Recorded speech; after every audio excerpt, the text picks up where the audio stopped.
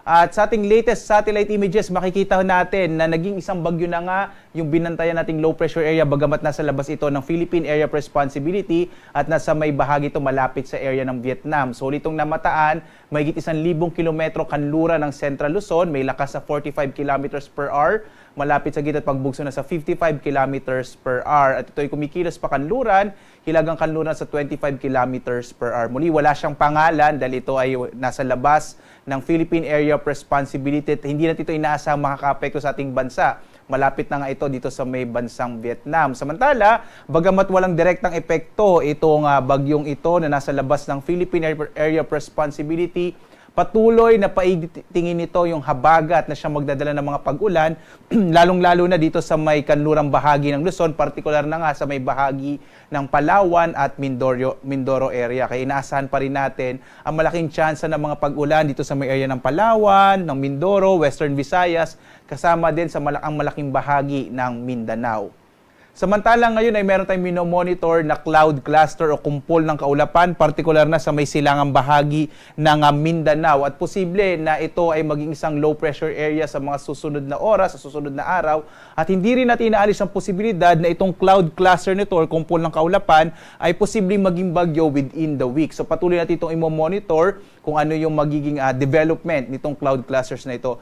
Bagamat sa ngayon, hindi pa natin masabi kung ito ay magiging bagyo, ay inaasahan pa rin natin na lalapit itong cloud clusters na ito sa Visayas at sa Mindanao. Kaya posible, simula bukas at Miyerkules, malaki pa rin siya sa magtutuloy-tuloy yung mga pag-ulan, partikular na sa may bahagi ng Visayas, Mindanao, kasama din yung area ng Southern Luzon. Kaya sa mga kababayan natin dito sa may area ng Southern Luzon, Visayas at Mindanao, asahan natin this week malaki yung tsansa na magiging maulan yung panahon natin sa paglapit nga nitong cloud clusters na ito na posibleng maging LPA at hindi tinaalis din yung posibilidad na maging bagyo.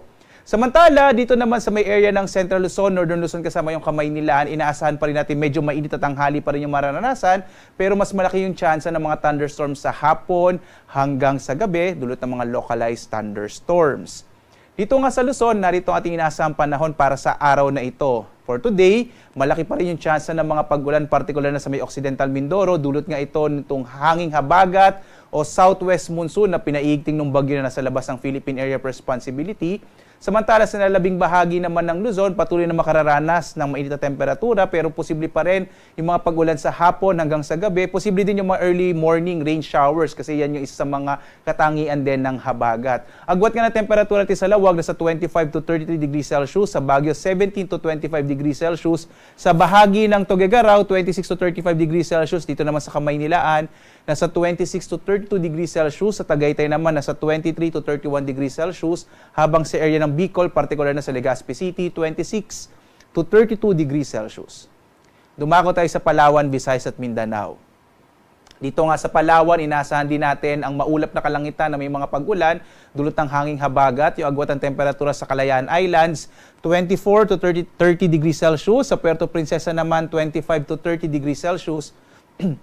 Magiging maulan din dito sa may bahagi ng Western Visayas, habang ang nilalabing bahagi ng Kabisayaan ay makararanas ng mga isolated rain showers and thunderstorms. Agwat ang temperatura natin sa Iloilo, 25 to 31 degrees Celsius. Sa Cebu naman, 25 to 32 degrees Celsius. At sa Tacloban, 25 to 32 degrees Celsius. Dito naman sa Mindanao, posibleng medyo mabawasan yung mga pag-ulan na ating nararanasan, partikular na dito sa may area ng western section ng Mindanao. Pero inaasahan pa rin natin yung maulap na kalangitan na may mga pag-ulan, lalo na doon sa mga lugar na ilang araw nang nakakaranas ng mga tuloy-tuloy na pag-ulan. Iba yung pag-iingat po. Inaasahan nga natin, kagaya ng binanggit ko kanina, may papalapit na cloud clusters, kaya simula bukas at Miyerkules, magiging maulan na lalo sa may silangang bahagi ng Mindanao, yung area ng Caraga at Davao Region. Agwat ang temperatura natin sa Zamboanga, 24 to 30 degrees Celsius, sa Cagayan de Oro, 24 to 31 degrees Celsius, habang sa area ng Davao, 25 to 31 degrees Celsius. Muli po mga kababayan, iba yung pag-iingat, lalong-lalo na sa mga posibilidad ng mga biglaang pagbaha at pagguho ng lupa, partikular na sa may area ng Mindanao at Visayas, kasama yung Palawan kung saan ilang araw na nakararanas ng tuloy-tuloy na pag-ulan. At narito ang ating kalagayan sa ating mga baybay dagat. Inaasahan naman natin na bagamat wala tayong gale warning, so posible naman maglayag yung mga sasakyang pandagat natin, yung area ng kanlurang bahagi ng Visayas, ng Southern Luzon at Mindanao, katamtaman hanggang sa magiging maalon yung karagatan. Kaya iba yung pag-iingat pa rin, lalong-lalo na sa maliliit na mga sasakyang pandagat. Samantala naman, ang araw natin ay sisikat ganap na 5:35 na umaga at lulubog, ganap na 6:29 ng gabi.